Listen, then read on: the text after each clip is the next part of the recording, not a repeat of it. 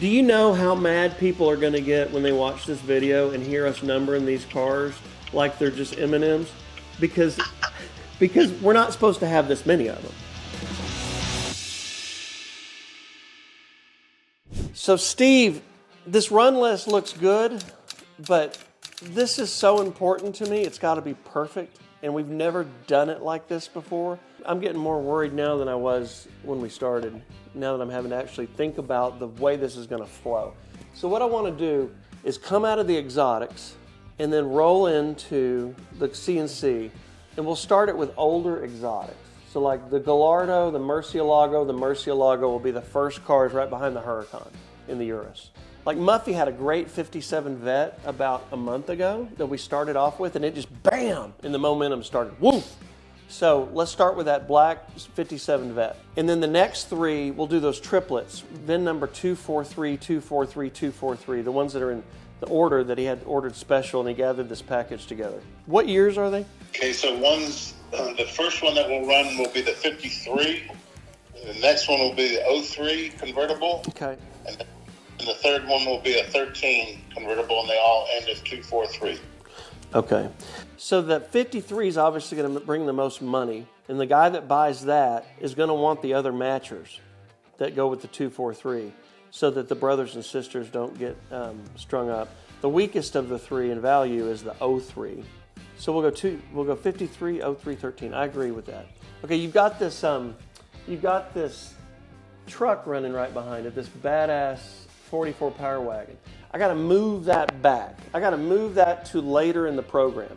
You got to think, we've got 3 hours of cars here, so we've got to play these songs in the correct order so that the vibe, we continue the vibe energy. We've got 27 Corvettes. We can't blow our wad and just run Corvettes for an hour and a half.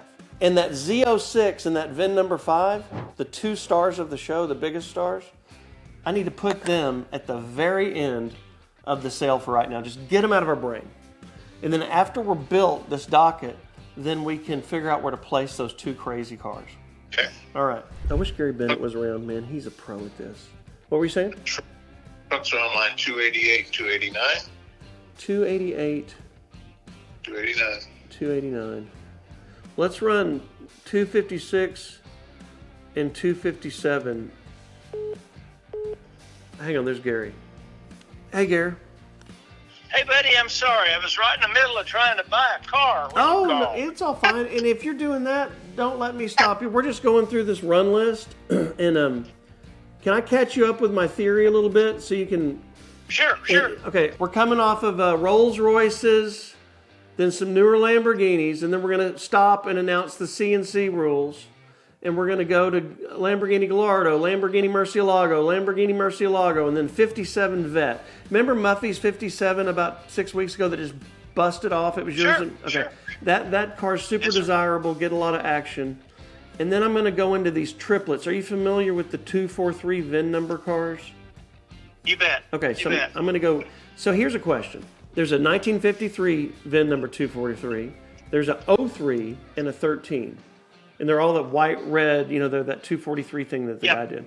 Matching VIN number. Right. Which one goes first, second, and third? I'd sell the most valuable one first, which would be the 53. That's what I did.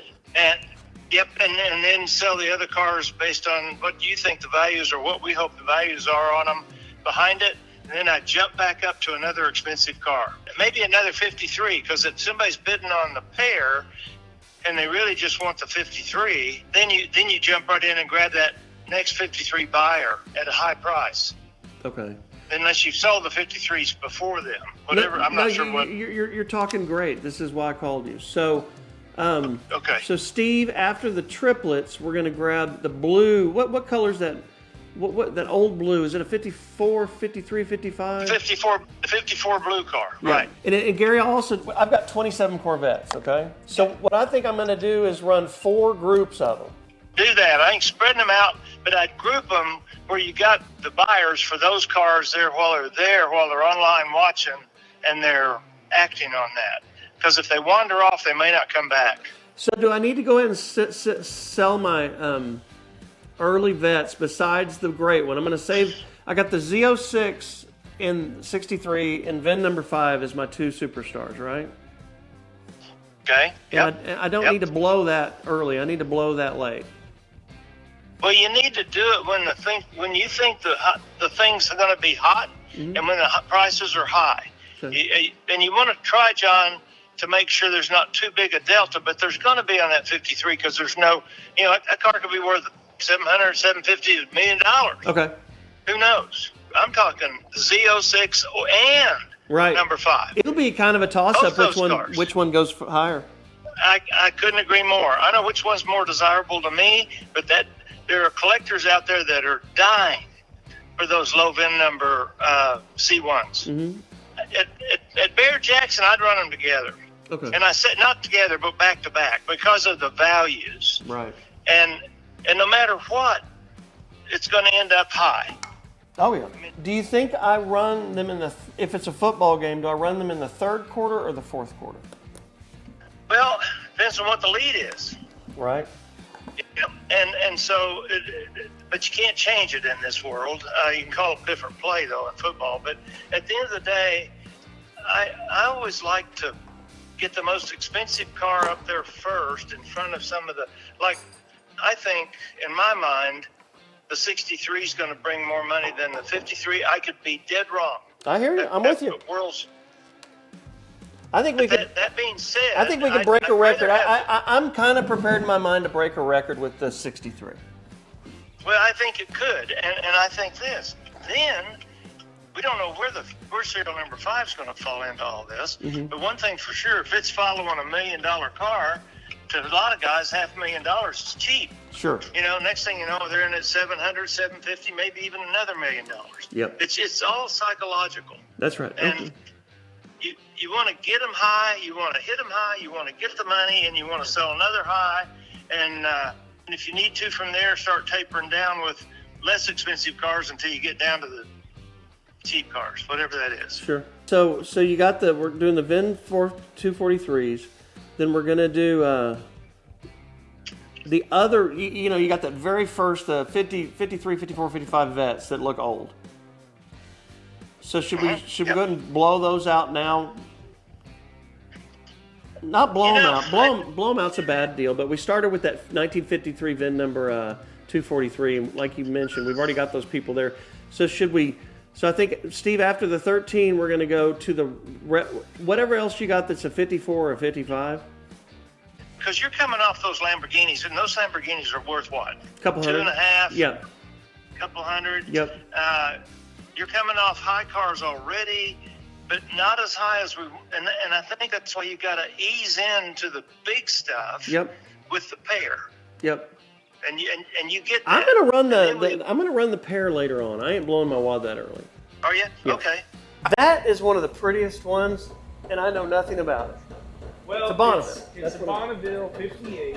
It's fuel injected, and it's beautiful. And to restore this car is worse than restoring any of these Corvettes or Mustangs or anything you have anywhere in this collection, because there's not a lot of this. I mean, as a matter of fact, there's very few of this. So you're not just calling, parts are rough. This one's a factory AC car, which is super, super rare.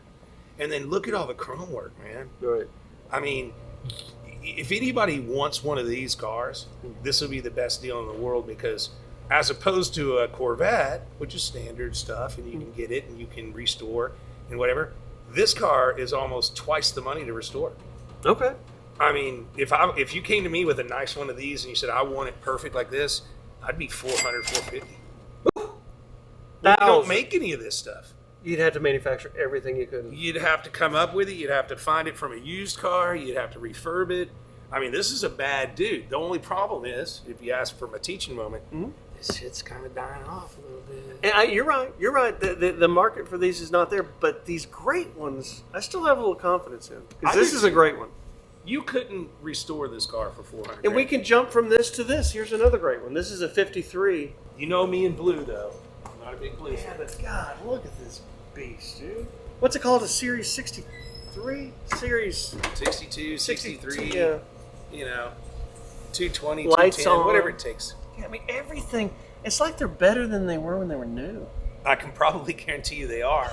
You know, I sold a 55 Chevrolet Bel Air convertible one time that was supposed to be the lowest mile one known in existence. Had like 6,000 miles on it. Guy had all the paperwork when he bought it new. He had all the oil changes he'd ever done, all the batteries he had ever bought, everything from the original owner.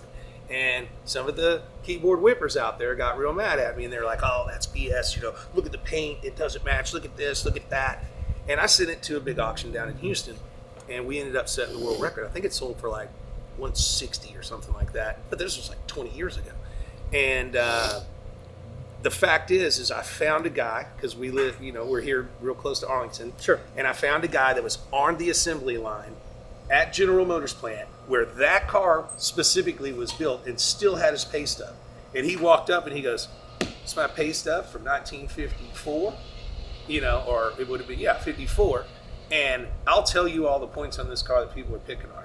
He goes, "The reason this and this don't match because they were painted in 2 different buildings, 2 different days." He goes, never didn't match when they came out of the factory. This screw over here, you know, blah. This thing over here, blah. And he goes, "So this is the realest car I've ever seen since I was putting them together in the 50s. It was like, holy cow. So, you know, it's fun time to watch all this stuff. Well, that's fine. It's good merchandise. Here's what I do. Get a wave at the top, then you start working your way down in price, and then at halftime, do it again. I think that's fine. Okay. That's a good plan. Okay. Gary, on a 56 Vet, does it look like a 55 or does it look like a 57? Oh, it looks like a 55. Yeah. Okay. They all look alike. The biggest difference is the 56 is going to have a V8, and the 54 and 53s are 6-cylinders. Do you know how mad people are going to get when they watch this video and hear us numbering these cars like they're just M&Ms? Because we're not supposed to have this many of them.